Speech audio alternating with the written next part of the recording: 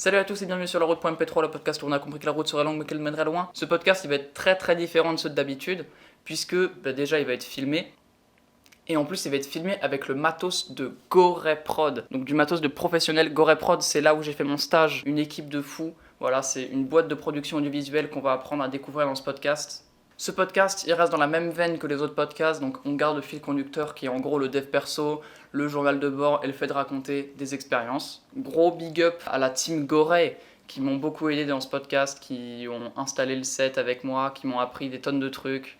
Donc vraiment, merci à eux. Et on parlera de tout ça dans encore un autre podcast. Pour l'instant, on va vraiment se focus sur GoRayProd. Donc le podcast, il va être divisé en deux parties.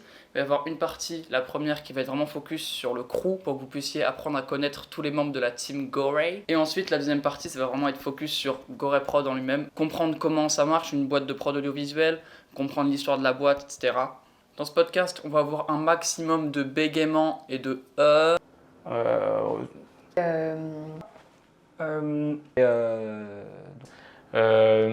Mais bon, c'est l'âme de ce podcast, hein. Si on bégayait pas et qu'on divaguait pas, ce serait pas vraiment un podcast. Bref, sur ce, je vous laisse et je vais rejoindre tout le monde pour aller tourner le podcast. Ça va? Bonjour, ça va et toi Maxence? Ça va super. Ça va? Hop. Bah écoute, on est là. Ça va? Ça va et toi? Ça va super. Ça va? Ça va bien et toi? Tranquille. Tranquille. Ça va JV? Ouais. Cool. Ça va et toi? Super. Alors, qui es-tu? Je suis Jean-Baptiste Rett, j'ai 27 ans et je vis à Lyon. Je suis passionné par la trottinette freestyle, l'image et je suis ton cousin. Accessoirement. Exactement. Très bonne question. Alors, je m'appelle Jérémy Suchet, j'ai 31 ans. Je suis à la tête avec mes associés de GoRayProd, une société qu'on a créée il y a un peu plus d'un an. Et moi, pour mon parcours vite fait, j'ai fait des études dans la communication, publicité aussi. J'ai grandi à Paris et j'habite à Lyon depuis une dizaine d'années. Et en fait, de par les passions que j'ai, qui sont la trottinette que je partage avec tous mes associés, et la photographie, et bah, de fil en aiguille dans mon parcours, j'ai été amené à créer cette belle agence qui est GoRayProd. Je m'appelle Camille. Je suis actuellement dans un cursus de direction artistique. J'ai passé mon master de direction artistique cette année, qui se conclut avec le stage que je fais actuellement chez Goray. Et l'année prochaine, j'entame un master 2 de direction artistique. Après, je fais un peu d'urbex, j'aime un peu tout ce qui est plantes, tout ça. Et beaucoup de la créa, hein, que ce soit manuel ou digital. Eh bien, je m'appelle Flavio Pesanti, je suis un des 4 associés de GoRayProd. Je suis Mathieu Francon, alternant chez GoRayProd, assistant de production audiovisuelle. Ok. Voilà mon titre officiel. Super. Et donc, oui, qu'est-ce que tu fais dans la vie? Quelles sont tes passions? Mes passions comme... Il y a des voitures qui roulent dans Ouais, le je crois plafond. qu'il y a des voitures au-dessus du plafond. Donc mes passions, comme beaucoup de gens ici, sont la trottinette, la vidéo, ce genre de choses. L'image en général. Mais créer des trucs. Je kiffe créer des trucs. Et moi, c'est pour ça que je suis là. Super. Tu kiffes supprimer des trucs aussi? Un peu moins. Un peu moins supprimer des trucs. Aucun problème. On te charrie, mais c'est gentil. J'ai mon anecdote. C'est vrai. Je suis un ancien professionnel de trottinette, là où j'ai rencontré du coup l'équipe, parce qu'on se connaît tous de là, on travaillait pour la même marque. Moi j'étais rider chez cette marque, et après les autres se présenteront et diront ce qu'ils faisaient dans cette marque. Moi j'étais rider pour cette marque, et c'est là où on s'est tous rencontrés. Et ça fait un an et demi depuis qu'on a créé la boîte où je suis plus professionnel de trottinette freestyle, mais un directeur, un associé d'agence audiovisuelle. Et qu'est-ce que tu fais du coup chez GoRayProd? Alors, chez GoRayProd, je m'occupe de la partie vidéo. Je suis pas tout seul, on est avec Martin. Donc on est 2,5, parce qu'il y a Flavio aussi qui en fait un petit peu aussi. Et moi, je suis assistant monteur, du coup, ou monteur, suivant les projets. Cadrage aussi, etc. En fait, c'est suivant la taille des projets et les besoins, etc. Soit je vais être tout seul sur un projet, donc sur des petits tournages à filmer et à monter. Ok. Et après, quand on est en groupe, ça va être, je vais pouvoir aussi faire du montage, aussi filmer, mais après, ça va être par exemple sur les Purple d'or ou d'autres projets où on doit travailler en équipe et être rapide, efficace, etc. Je m'occupe surtout de la partie des effets spéciaux, du cinéma. Ouais. After Mais, Effects, beaucoup j'ai vu. Beaucoup d'After Effects, de caméra 360, de bricolage. Le petit prodige d'After Effects. Mais c'est vrai, il est vraiment très fort. Hein. C'est gentil. Mais ouais, je kiffe bricoler un peu, créer des trucs. Je vois 2 images, je me dis, vas-y, on va essayer de faire une transition entre les deux. Trop cool. J'aime bien faire ça. Et ben, suivez parce que il est très chaud. Alors, ce que je fais chez GoReProd, c'est un peu difficile à dire, étant donné que dans les petites structures, on fait un peu tout en mode couteau suisse et tout. Bien sûr, dans l'idéal, on a tous nos spécificités, hein. Mais non, moi je dirais que je vais avoir un peu la partie artistique, je pense. Je vais plutôt chapeauter tout ça. Je vais moins être dans l'opérationnel, mais peut-être plus dans la réflexion. Plus en charge aussi du développement. Il y a des choses aussi de gestion que je fais avec JB. Un peu moins sur l'administratif, mais plus sur la gestion globale de l'effectif et comment on s'organise et tout ça. Et après, en termes d'opérationnel, je suis pas mal aussi dans tout ce qui est graphique et tout, c'est moi qui vais m'en occuper. Et moi, je suis plus photographe, je touche pas trop à la vidéo. Quand je fais de la vidéo, c'est plus en lien avec le montage. Je vais un peu mettre le nez dedans pour savoir si c'est cohérent et tout. Ou alors être sur le terrain à faire de la réal ou quoi. Mais genre vraiment l'opération vidéo, c'est pas trop mon truc. Moi, je suis vraiment plus sur la photo. Et là, pour le coup, sur la photo, je fais vraiment tout. Avec Flavio, bien sûr. Mais donc voilà, donc beaucoup de choses, mais plus centré sur gestion et artistique globale. Et aussi la communication que j'ai oublié de mentionner, où ça je m'en occupe vraiment. Ok. Voilà. Et ben c'est top. Donc tu fais des trucs, hein. C'était une blague. Ouais, je fais Il quelques est- trucs, mais Il est très fort. non, en tout cas, j'essaie de faire beaucoup de choses. S'il y a des choses qu'on fait mieux que d'autres. Je suis du coup stagiaire en communication visuelle et du coup je m'occupe de la com interne-externe, un peu de DA et beaucoup de graphisme. Je me Sacré suis projet. beaucoup occupée de leur identité en rajoutant des petites tchoup-tchoup comme, comme du coup j'ai fait beaucoup de stickers pour eux qui vont être très très cool. J'ai fait du coup t-shirt qu'on va sérigraphier bientôt et carte de visite et beaucoup de choses. Mais Trop voilà, cool. là c'est vraiment là bientôt ce qu'on va envoyer en impression.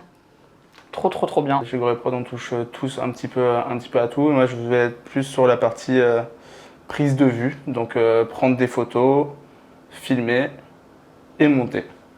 Super. Voilà, donc on va.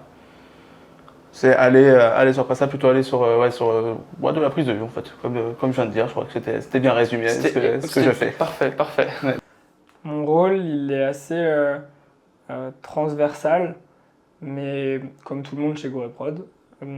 En gros, je fais pas mal de choses différentes. En pourcentage, je fais 20% de photos, vraiment. Donc, je vais aller sur une prod pour un client, faire les photos, faire la post-prod après des photos.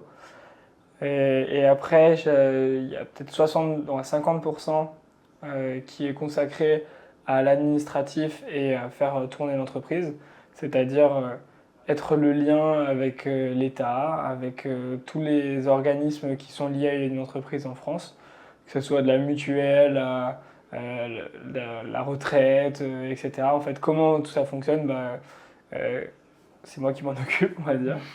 Et aussi, dans cette partie-là, des 50%, il y a de la gestion purement des sous de l'entreprise, c'est-à-dire faire les payes, donc la RH aussi liée à ça, mais aussi si on a des investissements, gérer ce qu'on appelle la trésorerie, c'est-à-dire vraiment le cash qu'on a sur notre compte, et comment tu gères ça suivant les délais de paiement avec tes clients, etc. Donc tout ça, c'est en grande partie moi qui m'en occupe.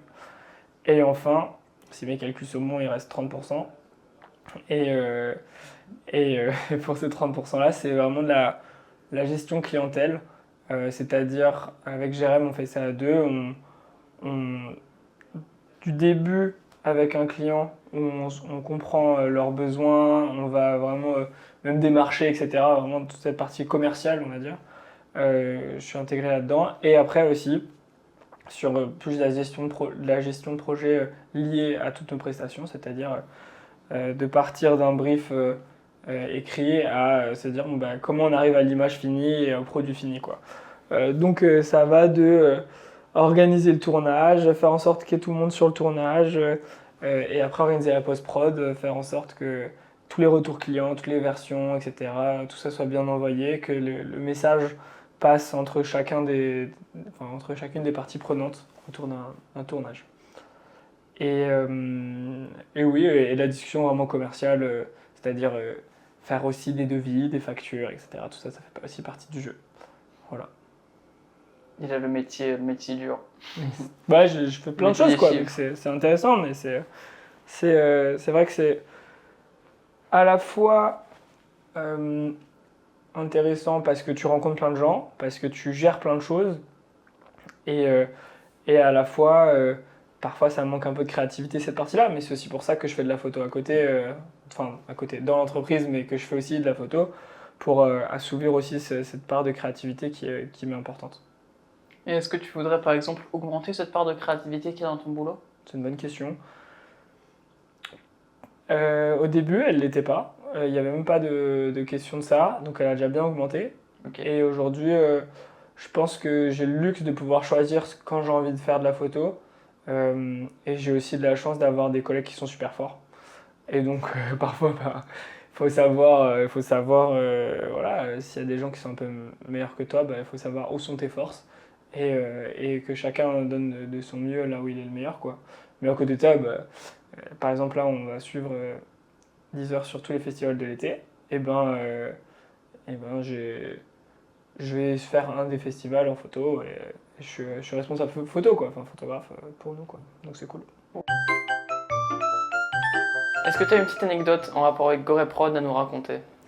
Bien sûr, je galère toujours à en trouver, mais j'en ai une récente où on travaille beaucoup avec Deezer, la plateforme de streaming de son. Et il n'y a pas longtemps, on a filmé Damso, qui est un rappeur que j'aime énormément. Et on a passé beaucoup de temps avec Damso parce qu'on l'a suivi sur toute une soirée et on a passé des petits moments bien privilégiés avec lui et on a pu un peu échanger et se mettre dans l'ambiance avec lui et c'était super cool. Incroyable. Voilà. Incroyable. Ça ouvre des grandes opportunités quand même. Tout à fait. Bah, vu que ça fait pas longtemps que je suis chez GoReProd, j'en ai pas vraiment, mais je peux dire une principale. C'est que à l'origine, j'ai voulu retirer ma candidature pour venir ici parce que j'avais beaucoup d'examens et des jurys et j'avais vraiment pas le temps de m'occuper de ça. Et finalement, je suis quand même ici. Alors Maxence, j'ai plein d'anecdotes à raconter sur GoReProd. Je peux t'en raconter deux. Une qui concerne GoReProd et un peu les prémices et une qui est un peu plus liée à moi. Je vais commencer par un peu les prémices. Petite anecdote, en fait, quand on a lancé GoReProd, au tout début, on était un collectif, on n'était pas une agence, une entreprise. Et en fait, nous, on aime bien se dire qu'on est un peu nous-mêmes, qu'on reste fidèle à qui on est malgré le client qu'on a en face de nous. Et premier tournage que c'était Decathlon. Et super projet pour le lancement des candidatures d'alternance et tout le recrutement, machin. Et c'était trop cool, vraiment super ambiance. Et c'était tellement cool qu'on était vraiment archi nous-mêmes. Et pendant le tournage, on a fait plein de trucs où je me dis, mais aujourd'hui, on les referait. Alors, je dis pas que c'est carton rouge, hein, mais bon, heureusement que Loris et Fessal étaient vraiment très sympas et compréhensifs. Mais je pense à Martin, par exemple, qui prend la trotte du gars qu'on était en train de filmer, qui essaie de faire un nose manual et qui s'étale devant le client et tout. Et là, on rigole tous, mais en même temps, on est un peu gênés parce que je crois que c'était le premier jour et tout. Enfin, plein de petites choses comme ça où, en fait, tu te dis, ah, c'est trop cool, j'ai envie que ce soit comme ça tout le temps, mais en même temps, est-ce que tous les clients accepteraient ce genre d'attitude? Et en vrai, on s'en accommode, nous, ça nous va et on continue comme ça. Donc ça, c'est une petite anecdote plus au début. Et ce qui a fait qu'on est resté comme ça tout le long. Et un truc plus marrant qui m'est arrivé, on se retrouve souvent dans des situations un peu random, tu vois, on shoot des trucs hyper variés, on fait beaucoup dans la musique, dans l'événementiel, mais aussi plein d'autres choses, hein, bien sûr. Et je repense à un truc où j'avais fait un truc tout seul. En fait, la compagnie aérienne Transavia, je sais pas si tu connais. Ouais. Et en fait, Transavia, c'est la compagnie un peu plus accessible de Air France. Et pour Transavia, on avait à shooter le personnel de bord. Et donc, truc un peu marrant, rendez-vous à Orly le lundi matin à 10h sur le tarmac directement. Donc, c'est comme si tu allais prendre ton avion, sauf que j'y vais avec un sac photo rempli de matos. Et en fait, tu arrives sur la piste de l'avion et l'avion, il est pour toi. Et l'avion, tu fais ce que tu veux avec. Genre, on est arrivé, on a fait des photos avec le personnel autour de l'avion, sur le tarmac. Des photos. Ouais. D'accord, parce que quand tu dis fallait shooter le personnel de l'avion et tout, je m'étais dit vous faisiez un remake. D'un mauvais film. Ouais. Non, on faisait un shooting photo cette fois-ci de tout le personnel. Et en fait, ce qui était marrant, c'est que c'est quand même un avion. Enfin, j'en ai pris quelques-uns des avions. Mais tu sais, t'as pas du tout la liberté de bouger dans l'avion. Et là, on faisait vraiment ce qu'on voulait, à tel point que. Le midi, on a fait pique-nique au pied de l'avion, tu sais, genre on avait carrément, tu sais, les machines qui viennent délivrer les bagages là. Ouais. Il y avait ça et en fait c'était notre table de pique-nique. On mangeait là où il y a le train d'atterrissage, vraiment en bas de l'avion. Et l'après-midi, à un moment, je devais shooter des photos du pilote dans le cockpit, donc je suis rentré dans le cockpit. Et le pilote, il me dit, vas-y, assis-toi, je vais t'expliquer comment ça marche et tout. Donc je me suis mis aux manettes de l'avion. On est resté, je sais pas, 20 minutes, il m'a expliqué comment tout marchait et tout. Et là, je me suis dit, on fait quand même un truc qui est stylé, hein. Il n'y a pas tout le monde qui fait ça quand même. Effectivement. Donc voilà, des petites anecdotes comme ça, j'en ai plein, mais là, c'est ce qui me venait en tête. Et là, tu arriverais à faire fonctionner l'avion, tu crois? Pas du tout. Par contre, depuis que j'ai repris des avions, cet été, je suis allé au Canada, et bon, gros vol, hein, je me souvenais un peu de tout, et tu vois, genre, je savais que dans la phase de décollage, il fallait appuyer sur tel truc, machin, nan. Donc, alors, je dis pas que j'étais pas confiant en avion, mais tu es beaucoup plus confiant une fois que tu as vu comment ça se passait dans le cockpit, je trouve. Ok, ouais. Voilà. Tu te rends compte de la maîtrise de ouf. Ouais, grave, et tu te rends compte aussi de tous les trucs qui sont en fait automatisés, calculés, et en vrai, il y a quand même peu de risques, hein. Mais non, c'était super intéressant. Super. Voilà. En 2023, j'ai passé quasiment un peu plus d'1 an en Australie. Et avant, je bossais pour Volvo, dans un taf qui m'intéressait, mais qui n'était pas assez stimulant, on va dire, intellectuellement, pour moi, en tout cas, à mon âge. J'ai découvert plein de choses trop cool en Australie, mais j'avais besoin d'un nouveau challenge, on va dire, ou en tout cas de retrouver d'autres personnes avec qui travailler, me sentir plus utile, avec plus de responsabilités et avec plus de stimulation intellectuelle. Et depuis le day one de GoReProd, j'ai suivi l'aventure avec les gars, mais de base, j'en faisais pas partie vraiment, sauf justement la première photo d'Instagram. Donc si vous allez sur le compte Instagram GoReProd, vous verrez la première photo. Il y avait encore Charles dans l'aventure à ce moment-là. Et cette photo, c'est moi qui l'ai prise. Voilà. Ouais. Donc sans le savoir, j'avais déjà un pied dedans sans le savoir bien avant. Et quand c'était encore qu'un collectif d'auto-entrepreneurs qui bossaient de temps en temps ensemble. Et donc moi, je les ai rejoints depuis l'Australie parce que j'avais besoin de ce challenge et j'en discute un peu avec Jérém. Jérém me dit qu'ils sont plus que 3 et qu'ils ont envie d'aller plus loin, créer la boîte. Comment on peut faire lier un peu tout ça avec moi? Et moi, je crois que je suis chaud de vous rejoindre. Et donc, ce qui a été marrant, c'est que créer une entreprise avec des potes, c'est faisable, c'est trop cool. Mais ça demande aussi de bien s'entendre et d'être sûr qu'on va dans la même direction. Et c'est là où on a fait des petits entretiens entre nous, avec moi forcément du coup, et les 3 autres, pour se dire ok, en quoi je vais être utile, comment, est-ce qu'on a les mêmes visions, les mêmes valeurs, est-ce qu'aujourd'hui c'est cool, mais est-ce que dans 5 ans, 10 ans c'est cool aussi, à quoi on aspire, etc. Et ça s'est super bien passé. On s'est rendu compte qu'on était très alignés tous ensemble. Et surtout qu'on savait se dire les choses directement, genre qu'il n'y avait pas trop de barrières. Et c'est le plus important. Et donc on a choisi de faire ça. Donc ouais, en gros mon anecdote c'est première photo sur Insta de GoryProd, c'est moi qui l'ai fait sans vouloir. Je savais pas à ce moment-là, j'étais encore jeune en études, je me disais pas que je serais chef d'entreprise quelques années plus tard, et encore moins de celle-ci. Ouais. Et deuxième anecdote, c'est que ouais, je les ai rejoints depuis l'Australie. Trop cool. Et ben alors une fois j'ai supprimé l'entièreté d'un projet qu'on n'a jamais pu récupérer. Eh oui. Et en plus, C'était récent en plus. il me c'est récent, semble. c'était hier même, Eh oui. hier soir. Il se trouve que tout ce à quoi vous assistez et avez assisté n'est qu'une mascarade, puisque c'est le deuxième tournage en réalité de ce podcast. Tout a déjà été tourné une fois. Et bon, on ne peut pas lui en vouloir. Il avait pour mission de formater la carte SD de la caméra, sur laquelle avait également été fait l'enregistrement du son. Donc on n'a ni son ni image. Et en tant que bon non-professionnel, je n'ai pas vérifié avant de tout supprimer, donc Et tu vas formater ce qu'on avait tourné pendant toute la journée. je sabotais ton travail. Il n'y a pas aucun problème, on est en train de le Indignement. refaire, c'est du Oui. kiff. Donc je m'en excuse encore. On est d'ailleurs beaucoup plus rapide qu'hier, il n'y a aucun problème, tout le monde te pardonne. Mettez tous, on pardonne Mathieu dans les commentaires.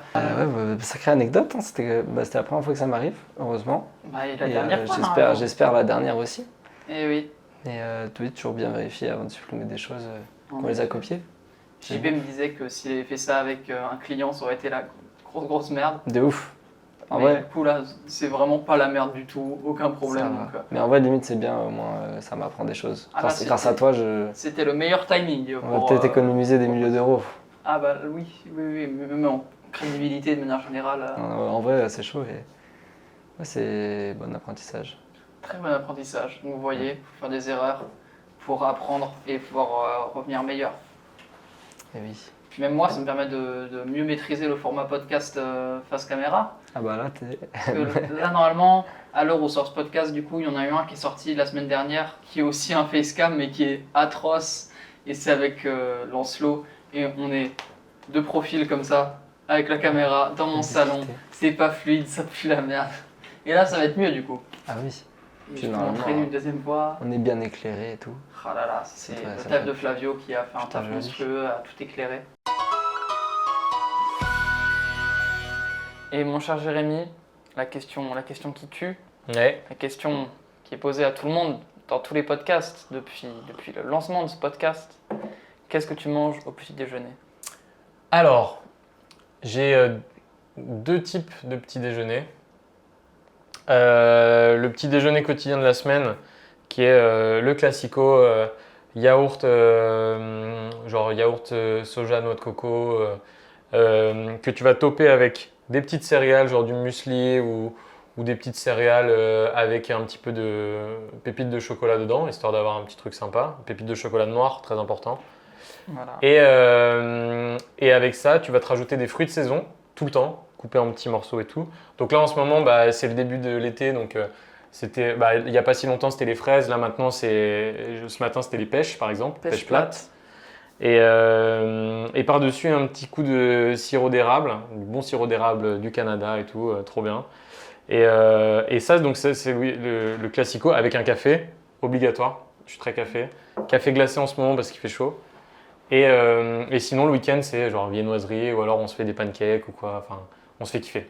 Excellent. Voilà. Eh ben écoute, ça change tous les matins. Ce matin, c'était un pépito. Magnifique. C'est pas mal les pépitos. Mais j'aime beaucoup manger des cookies, mais quand je veux être un petit peu en forme, c'est banane. Super. Banane, Super. c'est pas souvent. Banane, J'ai- c'est approuvé par la route. Magnifique. Excellent. Ça a du sens. Le vrai fruit des as. Tout à fait. Mais le petit déjeuner est important et je le respecte pas trop. Bah, ça dépend du jour de la semaine. Du lundi au vendredi, plus ou moins, je mange rien. Ou vraiment, de temps en temps, voilà, ce matin par exemple, j'ai pris des céréales avec un peu de fromage blanc. Mais de manière générale, je mange pas la semaine. Parce que j'en ai pas besoin, j'ai déjà des réserves, on va dire. Et puis surtout, j'ai pas trop le temps de ça, dans le sens où du temps ça se prend. Et moi, je décide pas trop prendre de temps pour ça. Je dors un peu plus. Je fais ma petite routine tranquille du matin, mais je fais du sport, etc. Mais je vais pas, j'en ressens pas le besoin. Par contre, je ressens le besoin de mon petit café quand j'arrive au bureau. Pas à la maison. Avant, j'avais cette tendance-là, mais je sais plus où j'ai lu ça, mais en gros, que c'était pas super de boire ton café dans la première heure. Ouais. Et donc, je décale ça à quand j'arrive au bureau et ça fait à peu près 1 heure que je suis réveillé, on va dire.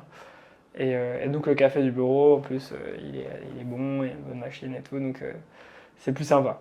Et sinon, les week-ends, par contre, c'est le week-end. Et donc là, on se fait plaisir. Et là, c'est plus, je me réveille tard, donc je vais peut-être pas déjeuner, mais je vais petit déjeuner avec des trucs salés, avec des œufs, du fromage, avec du pain grillé, avec du beurre salé. Pouah, ça, c'est incroyable. On est en train de le perdre. Ah ouais, pain grillé, beurre salé, dans du café, un samedi matin avec du soleil, sur la terrasse. C'est Merveilleux. magnifique. Merveilleux. Alors, je me fais des tartines de pain que je fais décongeler au air fryer. Et dessus, je mets de la margarine, de la confiture, avec bien sûr un thé. Trop bien. Trop bien. Petit pain complet aux graines. Ça dépend, tu vois, parce que du coup, hier, je te dis ce que je mangeais et ce matin, j'ai pas du tout mangé ça. Donc, tu vois, je suis un menteur déjà. Mais je suis dans l'idéal quand tout roule et quand je suis en forme et que j'ai envie de passer une journée à fond. Je me fais 2 œufs brouillés et un fruit ou 2. Trop bien. Ça, c'est vraiment le petit déjeuner C'est des as. Des champions. Avec ça, tu tiens toute la journée à 200%. Tu m'étonnes. Ah là là. C'est pour ça que t'as des gros biscottos aussi. Et c'est pour ça que j'ai pas mangé ça ce matin, je suis un peu fatigué. Je pense, uniquement à cause de ça. J'avais plus de... Ah là là, c'est vrai. Terrible. GoreProd, c'est quand même une entreprise sympa. On en parlera tout à l'heure justement avec Mathieu et Camille qui nous parleront de l'ambiance de travail. Mais là, tu sors d'une sieste. Je sors d'une sieste. C'est J'ai une beaucoup entreprise travaillé atypique. et j'ai quoi. sorti une sieste aussi, oui. C'est vrai. Je pense qu'il n'y a pas beaucoup de boîtes où ça fait des siestes. Ah, je suis pas sûr. J'ai En de la tout cas, chance chez L'As alors. de Pique, ça fera jamais de sieste. Ah bah, Chez L'As de Pique, ça fait une sieste. Ça sort le gun direct. Bah. ici aussi visiblement. Non, JB, il t'a réveillé vachement doucement, en c'est toute vrai. gentillesse. Avec une petite caresse dans le dos. Ça m'a fait trop rire, il t'a réveillé comme si t'étais son fils. Très agréable comme réveil, je dois dire. Excellent. Et donc, quels sont tes objectifs en ce moment, Camille? Mes objectifs dans la vie future Ouais, ou ici? dans la vie de manière générale. Dans la vie de manière générale, c'est être heureuse. Très bien. Voilà, principalement. Être heureuse et être heureuse. Et puis sinon, en parallèle d'une activité principale, c'est vraiment de développer un aspect print, Ok. comme print illustration, micro-édition, comme ce qu'on peut voir au IF Festival ou chez Bourrage Papier Festival aussi, que Trop j'adore. cool. Et bah, en tout cas, être heureux, c'est le but de tout le monde sur ce podcast, donc c'est génial. Alors mes objectifs en ce moment, j'ai plusieurs choses. Déjà, comme dans toutes les petites structures, je pense que on dédie beaucoup de temps de notre perso à développer le pro, ce qui est, je pense, classique et normal si tu veux que ça arrive. Après, il ne faut pas que ce soit à outrance pour ne pas non plus de trop empiéter sur le reste. Parce qu'on travaille, c'est important, mais il y a aussi ce qu'il y a en dehors du travail. Il faut arriver à concilier les deux pour que ce soit bien fait et qu'on soit heureux. Et aujourd'hui, donc du coup, moi j'essaie de mieux concilier tout ça, mon temps dédié au travail, pour être plus disponible pour des trucs personnels, que ce soit des voyages, des choses plus liées à moi, mon foyer, à ma famille, à mon couple aussi. Et donc des choses comme ça. Et puis après, essayer d'avoir des petits projets de voyage, des engagements personnels, des engagements plus sur la vie future. Et donc là, en ce moment, je suis là-dessus et c'est trop cool. Super. Et avec ta copine, ça se passe bien? Ouais. Ah oui. Oui. Pour la petite anecdote, la semaine prochaine, on va se paxer avec ma copine, donc c'est cool. Et il oublie de le dire. Ah, j'oublie pas de le dire, c'est juste que c'est... Ah, c'est cool. C'est très cool. Très cool. Ouais. SO Pauline. Pauline, dans les commentaires une belle chaîne de SO Pauline et Jérémy. merci pour le soutien. Mes objectifs, écoute, c'est progresser en montage, parce que je découvre je faisais de la photo avant Gorée. De base, je suis vraiment photographe. J'ai découvert la vidéo petit à petit, et surtout le montage depuis Gorée Prod, donc c'est progresser là-dedans. Et aussi me diriger plus vers un aspect créatif, donc réfléchir à des concepts ou réfléchir plus avec nos clients de la partie créative des projets. Et aussi pour nous, créer vraiment des projets comme des documentaires ou des courts-métrages. Donc là, j'ai fini bientôt, dans 2 mois, ma première année d'alternance chez Gorée Prod. Donc de la fin de mon BUT MMI, métier du multimédia et de l'internet. Donc en gros, marketing, création de contenu, communication, etc. Et donc après ça, je fais un master en vidéo, réalisation et création vidéo. Et donc je reste encore 2 ans en alternance chez Gorée Prod. Donc le projet, c'est ça, d'avoir un master et d'apprendre plein de trucs ici. Et après, je sais pas, on verra. Mais on va apprendre des trucs. Trop bien. C'est ça le projet. Trop bien. Devenir meilleur. Devenir excellent. Écoute, on mettra ton mail dans les commentaires pour les personnes qui recherchent un monteur. Envoyer des motion offres juteuses. Juteuses, ils refusent Des tout postes en dessous de juteux. 4 chiffres. Et aussi, on n'a pas le droit de faire des siestes aussi. Ouais, il faut les siestes et les 4 chiffres. Sinon, 4 chiffres. Sinon, vous pouvez pas avoir monsieur Francon. 4 chiffres, ça fait combien? C'est pas énorme 4 chiffres. C'est 1000 €. C'est 1000 €. Par mois, c'est pas beaucoup. Bah non, ça peut être par Presta. C'est pas énorme non plus. Tu fais un motion design. Je veux 5 chiffres par mois, moi. En vrai, ça va, 5 chiffres par mois. Bah, Tu vas jusqu'à 99 999. déjà 10 000 € par mois, c'est déjà. Ça va, ça va. c'est Non, pas c'est vrai, mal. ça va. 10 Pas 000 € mal. par mois. Honnêtement, Je ne demande pas je plus. ferais 10 000 € par mois, je serais content. Alors, tu vois, Tu vois, je me dirais, il y a toujours moyen de faire un peu plus, tu vois, je réfléchirais à comment faire plus, mais 10 000 Ouais, € par mois, je non, commencerais à me c'est- sentir serein. c'est déjà trop là. Non, trop. Non, c'est pas trop. Avec 10 000, je pense que tu as du mal quand même à mettre à l'abri toute ta famille, pouvoir donner à des Ouais, mais après, t'as associations. trop d'argent, t'as trop de problèmes. C'est vrai. Je sais pas. Mes objectifs, ils sont divers, mais en même temps, je dirais que l'objectif principal, c'est de créer avec passion et avec des gens passionnés et de rencontrer des personnes, faire avancer des choses, avoir des projets. Je crois que je fonctionne beaucoup à la to-do, avoir plein de projets et avancer, avoir plein de choses à faire.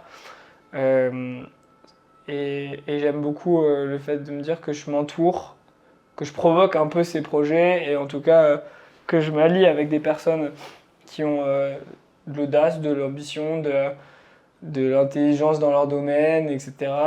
Et donc créer ça, créer ensemble. Donc c'est un peu ça mes projets. Donc, et aussi je viens de m'installer dans un nouvel appart dans Lyon, donc continuer à me sentir bien dans ma ville, à créer dans cette ville, à être apaisé dans cette ville et m'entourer des personnes qui ont un peu la même vision que moi, c'est-à-dire la passion. Trop bien. Trop bien. Voilà. Et bah, je te remercie beaucoup. Merci à toi.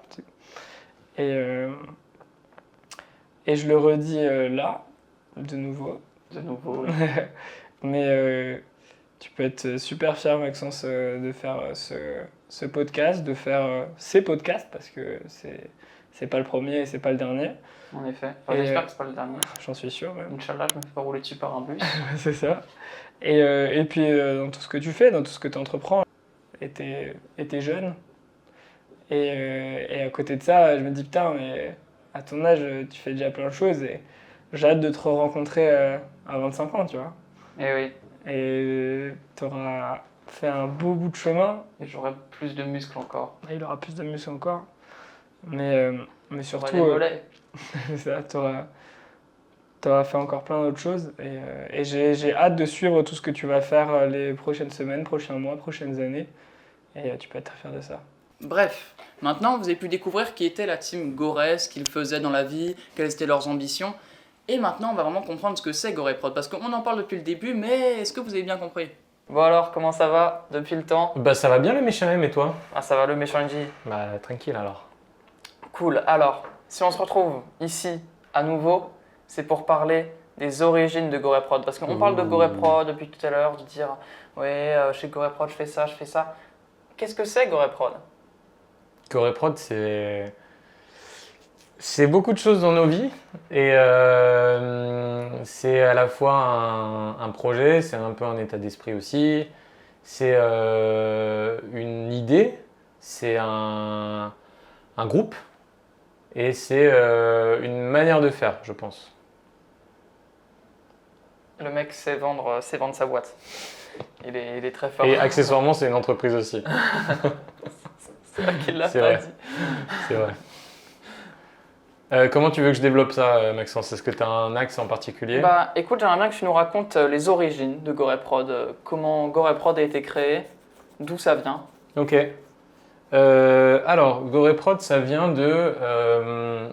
je vais parler de moi, mon expérience à moi. Je Super. pense que la réponse, enfin la question, pardon, si tu l'as posée à nous quatre, on ne t'aurait pas forcément la même réponse. Moi, je vais parler vraiment de moi, mon ressenti.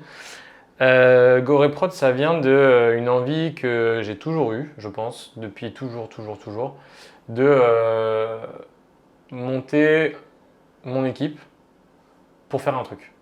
J'ai toujours eu ce truc de vouloir avoir une équipe et faire des choses ensemble. Je l'ai toujours fait de par la trotte avec faire des crews, organiser des événements, machin. Quand j'étais à la fac, c'était pareil. J'étais dans l'association étudiante, je faisais des trucs, machin. Enfin, j'ai toujours eu ça en moi, tu vois. Et donc, je me suis dit, vas-y, j'ai envie de le faire dans le travail aussi. Donc, j'ai eu ma propre expérience de travail où j'ai travaillé pour une entreprise pendant quelques années. J'appartenais à une équipe aussi, mais forcément, ça avait ses limites pour plein de raisons. Et du coup, je me suis dit, vas-y, moi, j'ai envie de faire mon équipe. Alors, je dis pas que je veux mon équipe à mon image, mais je veux mon équipe avec des gens qui sont raccord avec ce que j'ai en tête et ce que je vois et qui fit très bien avec, en fait, où on se complète bien, tu vois. Pour moi, c'est ça une équipe, faut qu'on soit complémentaires, qu'on se marche pas dessus, mais qu'on se comprenne et qu'on s'apporte des choses mutuellement. Et donc, cela étant fait, j'ai eu pendant quelques années l'occasion de travailler avec Flavio pour la marque Blunt par laquelle il était sponsorisé. Okay. Donc j'étais plus ou moins son manager, mais aussi on faisait la communication ensemble. Moi je gérais la com et lui il était plus rider et donc on travaillait ensemble, quoi. Et avec aussi un pote à nous qui s'appelle Charles, qui faisait partie aussi de Blunt. Et donc tous les deux je les connaissais bien dans ce cadre-là. Et ensuite Martin s'est greffé à tout ça il a été mon stagiaire pendant quelques mois.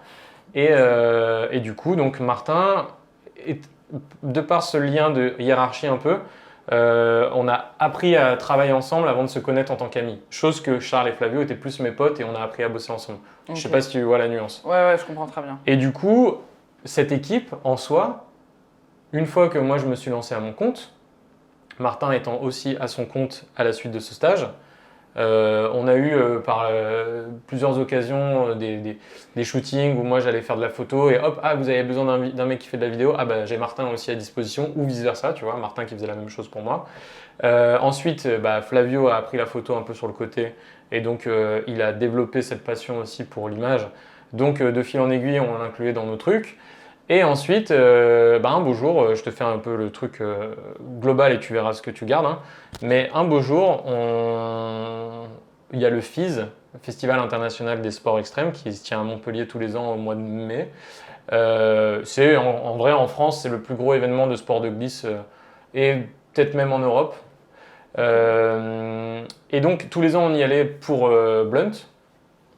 Et cette année-là, on y allait pour... on n'avait pas de projet.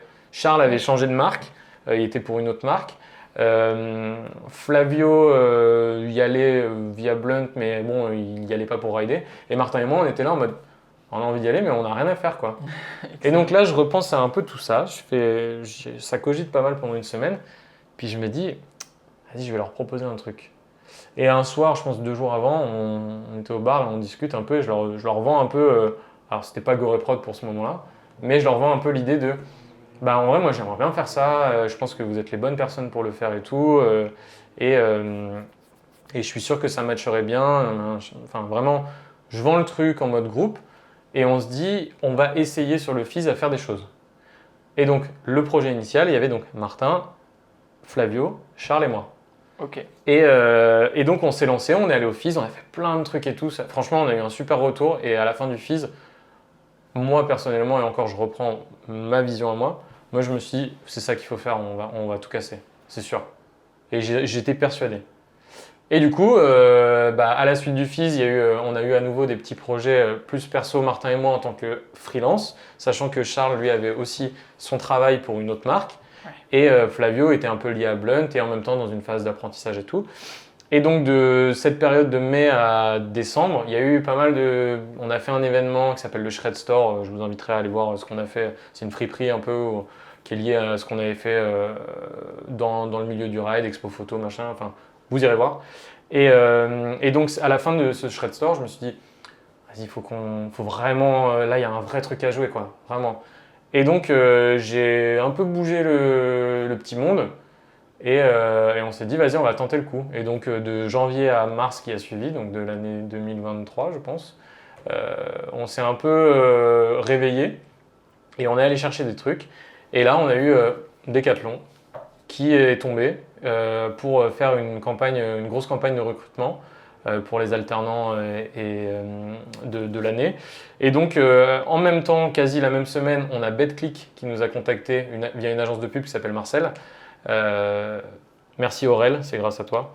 Et du coup, ces deux projets qui ont été d'un coup des gros projets d'envergure, mine de rien, Decathlon, marque ultra connue en France, dans le sport, donc notre domaine, et BetClick qui est un truc que tout le monde connaît aussi, qui est lié à une agence de pub aussi. Moi j'ai fait de la pub avant, donc c'était l'occasion de me remettre là-dedans.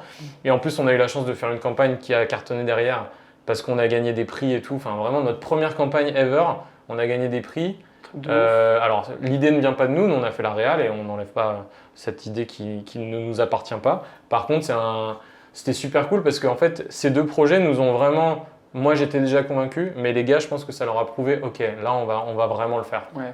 Et donc, à la suite de ça, le projet était lancé et malheureusement, Charles a décidé de ne pas suivre parce qu'il pensait que, parce que son travail à ce moment-là lui correspondait plus. Et donc, du coup, on s'est retrouvés tous les trois. Sauf que, il y avait un vrai besoin d'une quatrième personne pour des tâches beaucoup plus liées à de l'administratif, à de la gestion et tout. Et c'est là que JB, qui à ce moment-là était en Australie, que moi je connaissais très bien et qui était plus profil école de commerce, mais forcément rider comme nous, un beau jour il m'appelle, on s'appelait régulièrement, et il m'appelle et il me dit j'en ai marre de l'Australie, je crois que j'ai envie de rentrer et j'ai un truc à te proposer. Et pendant 1 heure, il m'a fait son entretien d'embauche sans que je le demande. Et du coup, moi, à la fin de l'appel, j'étais archi convaincu qu'il fallait vraiment qu'il nous rejoigne. J'en ai parlé avec les gars. J'étais un peu sceptique parce qu'ils ne le connaissaient pas vraiment, en fait. Et de par quelques réunions qui ont suivi, JB nous a rejoints. Et en vrai, aujourd'hui, on est l'équipe qu'on est. Comment ? Aujourd'hui, tout le monde regrette. Que JB soit là ? Ouais. Je veux pas le dire à la caméra, mais je te le dirai en off, ouais. Ok. Non, et du coup, aujourd'hui, on a une super équipe de 4 personnes. Et ça a créé, justement, pour en revenir aux origines, en fait, moi, ce que j'avais en tête au tout début, c'était une équipe qui se complète. C'était une équipe qui s'entend bien et une équipe d'amis, mais une équipe d'amis qui sait travailler ensemble. Et on sait à quel point c'est difficile. Et je touche du bois pour que ça continue comme ça. Je pense que ça ne bougera pas. On aura forcément des périodes de haut et de bas. Mais au moins, on se comprend et ça, c'est cool. Et moi, c'est vraiment la vision que j'avais à l'origine. Je voulais faire un truc dans ma passion avec mes potes. Et je pense que jusque-là, c'est plutôt réussi. C'est génial. Et bientôt, coté en bourse. Je sais pas si c'est la meilleure chose à faire. Mais non, pourvu que ça dure comme ça. Mais en tout cas, je trouve qu'on est assez fidèle à ce qu'on a voulu faire à la base. Et forcément, on évolue. Et là, aujourd'hui, il y a 2 personnes en plus qui sont là, Mathieu qui est en alternance avec nous, qui est là depuis 1 an et qui reste avec nous encore pendant 2 ans, et Camille qui est là actuellement en stage, et toi qui es là aussi pendant cette période de 2 semaines. C'est cool, l'équipe s'agrandit et c'est des gens qui fitent bien avec notre esprit et franchement c'est trop bien. Comment vous trouvez l'ambiance de travail chez Coréprod? Convivial. C'est le mot que j'avais réfléchi, c'est la seule chose à laquelle j'ai réfléchi. Je la trouve conviviale. Convivial. Bah, c'est vrai que quand je suis arrivée ici, j'ai toujours trouvé ça très détente en vrai. En vrai, très peu prise de tête, mais quand même organisée quand même un peu. Un peu. Non, mais dans le sens où ça avance toujours du bon côté. J'avoue, je sais pas du tout. En vrai, je trouve assez chill, fun et tout. Et je trouve qu'il y a quand même le côté sérieux et la place pour travailler, aussi pour parler des choses sérieusement ou plus intimes, quoi. Genre, c'est pour ça que j'aime bien le convivial, parce que genre, assez accueillant, chaleureuse et tout. Ouais. Mais je trouve pas... on n'est pas dans un cirque, quoi. Même si, Oui, c'est vrai. en termes de concentration et de calme et tout, je pense qu'on peut s'améliorer encore. Non, mais je trouve qu'en vrai de vrai, vous savez toujours faire la part des choses. En vrai, à chaque fois, qu'il y a un moment de pause et tout, c'est toujours dans les bons moments. Enfin, c'est toujours... C'est jamais malvenu. Genre, j'ai l'impression que c'est... Enfin, quand c'est le moment de taffer, c'est le moment de taffer. Et quand c'est le moment de faire une pause, quelle qu'elle soit... Comme jouer au nerf, par exemple. Voilà, Enfin, par juste- exemple. Ouais, non, je suis assez d'accord. Allez, ouais, juste dans... Non, mais en tout cas, je sais que au début, il y avait le truc, comme je faisais la charte graphique, il y avait les mots d'ordre, quoi. Enfin, vos valeurs. Oui.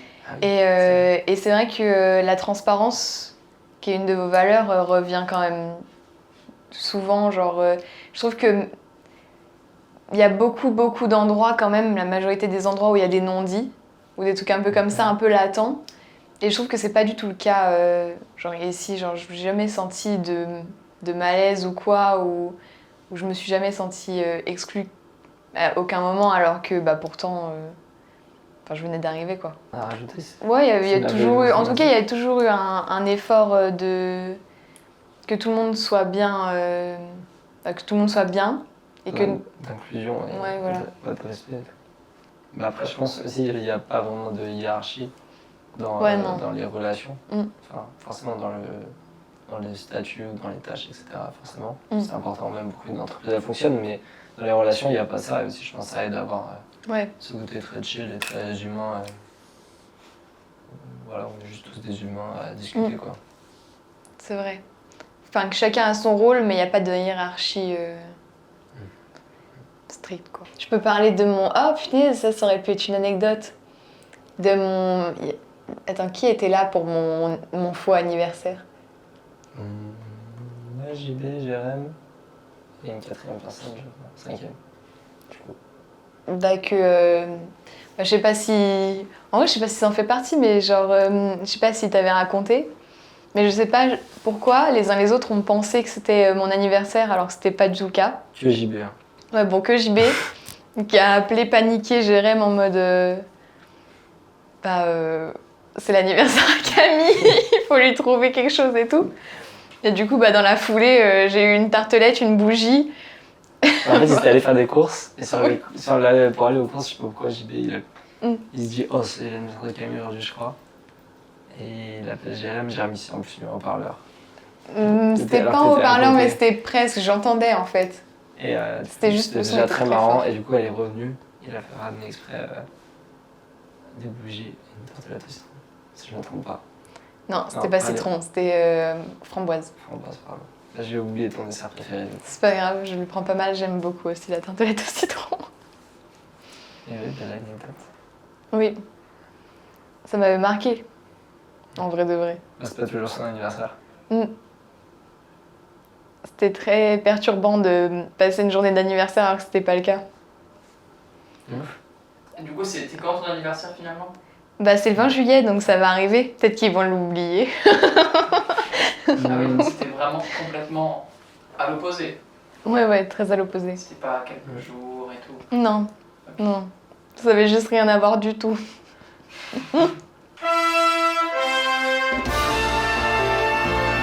Alors du coup, maintenant qu'on a vu ce qu'était Gorey Prod et comment ça se passait à l'intérieur de Gorey Prod, quels sont les projets actuels sur lesquels travaille l'entreprise? Les projets actuels. Du coup, nous, on est spécialisé dans le sport à la base. On en fait un petit peu, mais là, dans les projets qu'on fait, on fait surtout beaucoup de musique. Vu qu'on est on travaille beaucoup avec Deezer, on s'occupe pas mal de leur, je dirais de la majorité de leurs projets réseaux sociaux. Donc on fait beaucoup de musique, donc des interviews d'artistes, des after-movies d'événements qui font donc des concerts, des petits concerts ou des plus grands. Là cet été on va sur des festivals, on va sur 6 festivals avec Deezer où on va devoir mettre en avant eux leur activation, donc on va dire l'activité qui proposent au sein des festivals. Ok. Donc on doit mettre ça en avant, plus aussi, vu qu'ils sponsorisent des scènes, mettre en avant les artistes qui passent sur leur scène. D'accord. Voilà, donc ça c'est le côté musique et ça prend une bonne partie de l'été. Ensuite on a quoi? On est sur un documentaire, on a un pote de Lyon qui vient de la trottinette lui aussi, qui fait du trail et qui a un très bon niveau, qui nous avait contacté pour le suivre sur une course de trail, donc la Saint-Élion, Ok. qui fait 80 km. Donc de base, on devait faire un suivi de sa préparation jusqu'à la course sur cette course-là. Mais pour la première fois de sa vie, il a abandonné la course. Il a dû abandonner la course, donc et à ce moment-là, on s'est dit, ben, en fait, déjà on a kiffé de faire le projet, de le suivre, etc. Et surtout qu'on se dit, ben, en fait, c'est un bon début d'histoire, un abandon de course. Donc on s'est dit qu'on allait le suivre sur un an, donc sa préparation pour une grosse course qui est cet été. Donc là, on l'a suivi sur 2 autres courses où il a excellé sur celle-ci. Excellent. Et du coup, ça va faire une bonne histoire et on filme fin août la course qui est l'UTMB, je crois 160 km et 10 000 mètres de dénivelé. Donc c'est une belle course. Tu les cours? UTMB Ultra Trail du Mont Blanc. Tout à fait. Ils font le tour du Mont Blanc, justement. Et 10 000 mètres de dénivelé. Pour ceux qui ne voient pas ce que c'est le dénivelé, parce que c'est vrai que c'est un terme de course qui n'est pas évident pour tout le monde, Tout à fait. c'est la distance qui sépare le point le plus bas avec le point le plus haut en hauteur, en fait. C'est ça. Ça veut dire que c'est comme s'il allait monter des escaliers de 10 000 mètres de haut. Sauf que lui, il le fait en courant. Et, Et les 10 000 mètres sont calculés sur la montée et la descente. ok. Mais c'est tout ce qui va monter ou descendre Ouais, des Ouais, 10 000 mètres cumulés. Quoi. dénivelé positif ou négatif. C'est ça. Parce que voilà, c'est le global du coup, je crois. Bien. Ok. Et ça fait beaucoup. Oui. T'as déjà fait 10 000 mètres de dénivelé? Non. Hmm. Non. Non. J'ai dû faire 1 km, donc 1000 mètres. C'est pas mal, hein? Et c'est la mort, quoi. La mort en paquet de 12. Ouais, mais même courir 160 km, hein. Ça a pas l'air super agréable. Et oui, il faut être Il a l'air de- Goggins pour faire ce genre de truc. C'est ça. Il a l'air d'apprécier en tout cas lui. Bon, tant mieux. Le prochain Kaizen Voilà, c'est qui clair. va être produit par Gorey Prod. C'est ça. Bon, on se souhaite, c'est de faire un documentaire de cette qualité. Et donc voilà, donc sur la course, on a ça. On a aussi filmé une compétition de trottinette à Paris. On a suivi une compétition qui se déroule donc à Paris. C'est un format de compétition unique en son genre.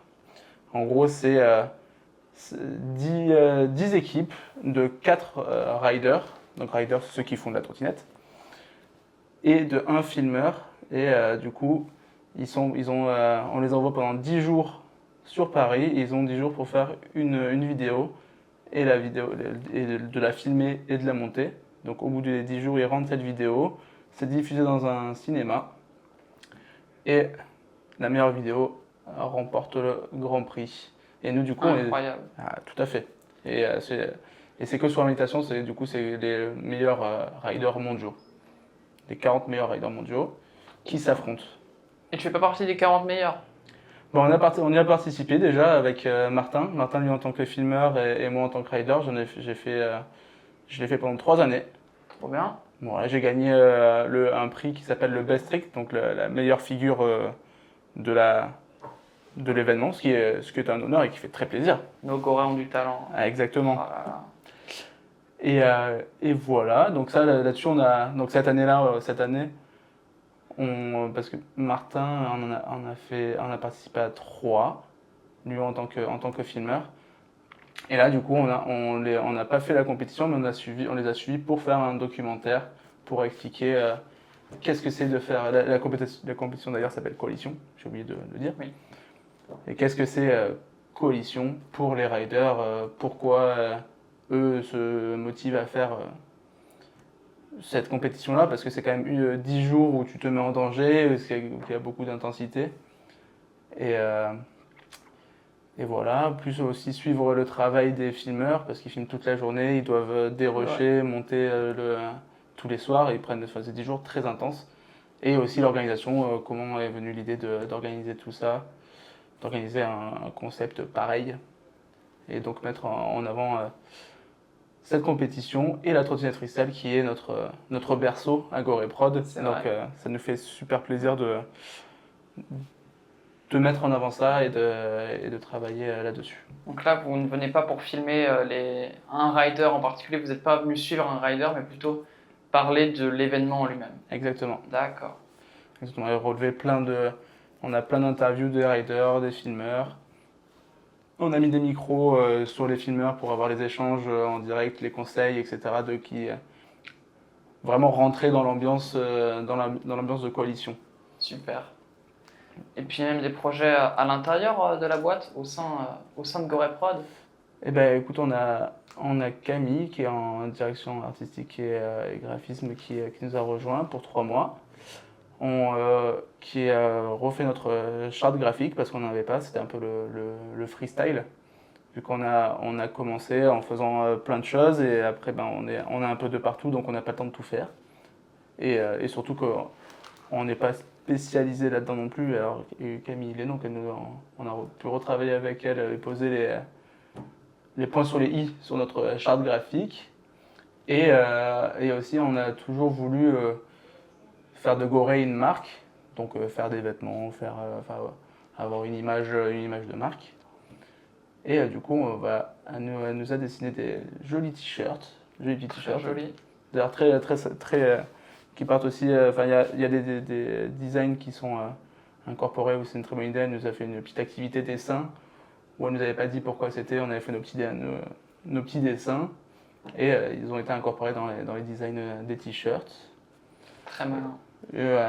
On a une petite flopée de stickers qui vont venir et des jolies cartes de visite à donner aux clients. Trop cool. Et ben n'hésitez pas s'il y a un shop en ligne pour acheter les produits GoReProd, j'hésiterai pas à en faire la publicité sur cette chaîne, La Route. Trop bien. Qu'est-ce qu'on a ensuite sur quoi sommes-nous? On a en recoute, on a fait 10 heures, on fait la trottinette freestyle. On a d'autres projets? Je ne crois pas. J'ai On pas a ce l'impression. podcast. Tout à fait. Exact. Tout à fait, on a un podcast de notre jeune Maxence qui va devoir monter très très vite. Je vais remonter très très vite. Et oui, parce que là, à l'heure où on tourne, on est mercredi. Mon stage se finit vendredi après-midi. Vous le voyez à la durée de cette vidéo, c'est pas un podcast court. Il y a quand même pas mal de montage, donc ça va charbonner. En effet, 2 jours intenses pour 2 jours pour le Maxence. intenses. Un séjour dans le train intense. En plus, après 2 jours de tournage, du coup. Après 2 jours de tournage, oui, mais Ouais. j'en ai déjà parlé dans l'intro. Ouais, On va pas remettre le couteau dans la plaie. des aléas. Alors, mon cher JB, comment on se retrouve?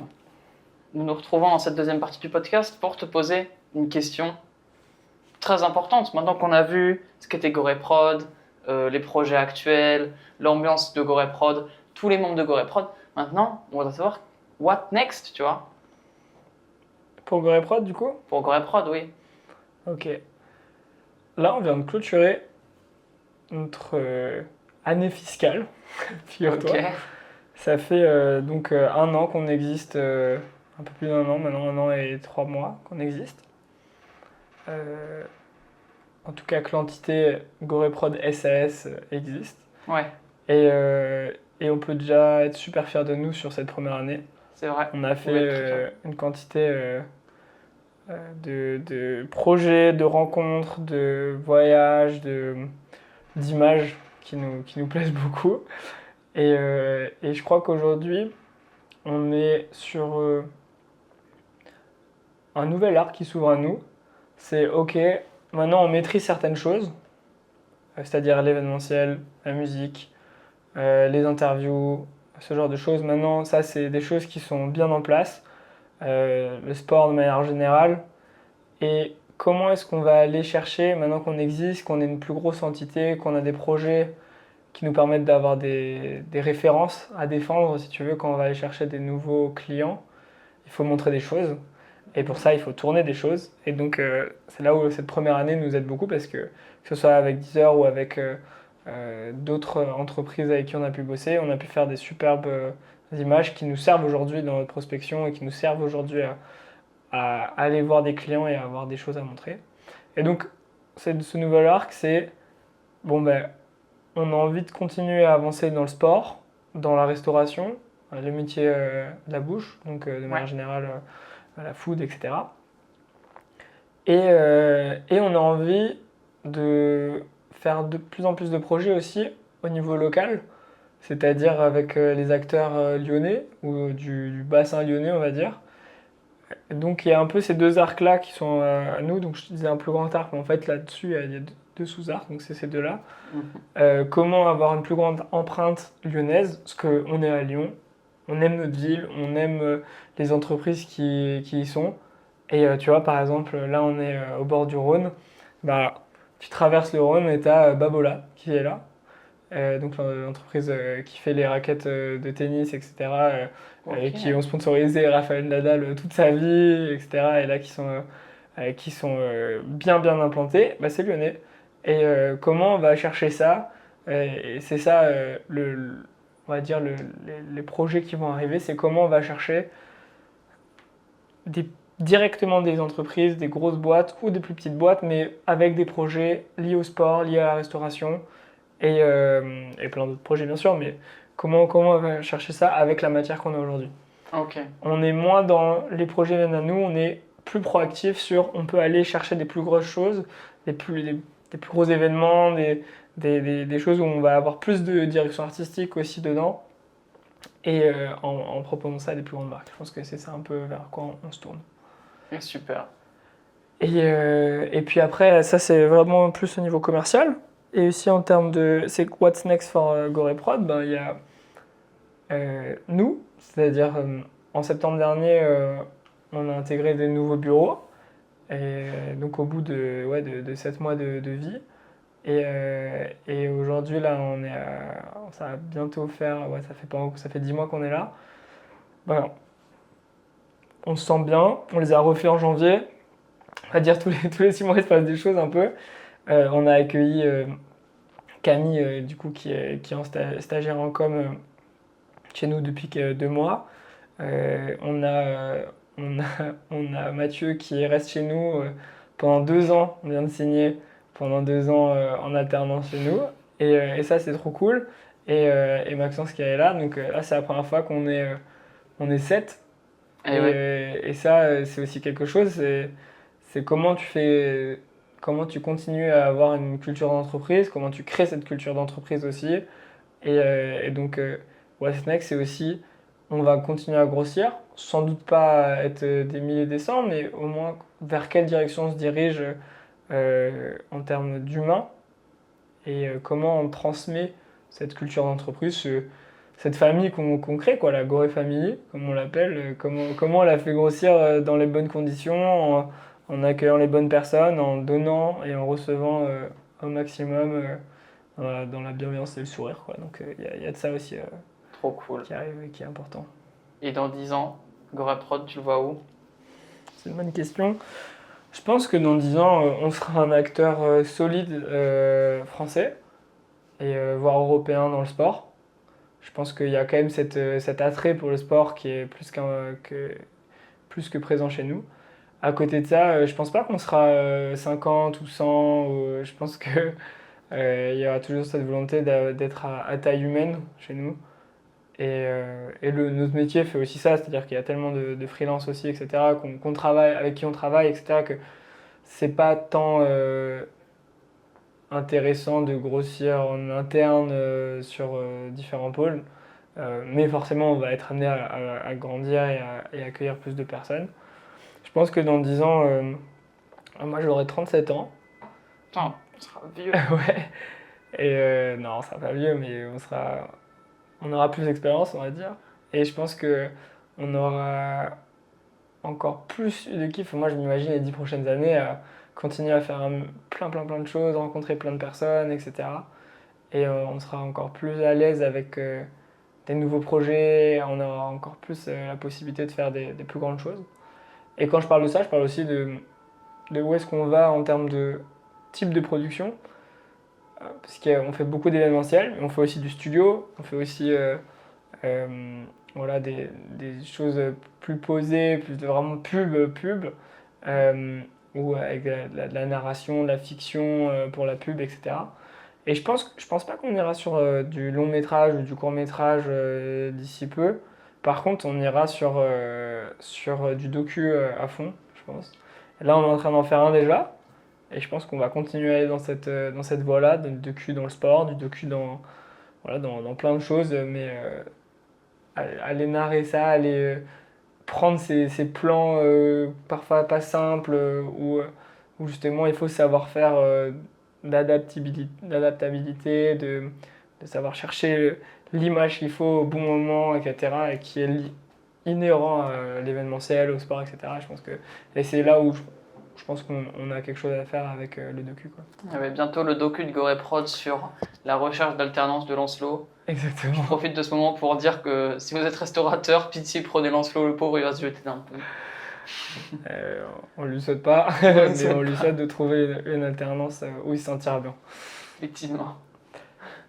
Mais ouais, je vais dire bientôt le docu sur l'Ultra Trail avec notre coureur Nicolas Jacob qu'on suit depuis bientôt 1 an et qu'on va suivre jusqu'à l'UTMB, donc l'Ultra Trail du Mont Blanc qui est l'épreuve reine de ce sport. Et oui, parce que Flavio nous en a parlé, mais c'est JB qui suit énormément Nico sur ce projet pour le coup. C'est un peu son manager.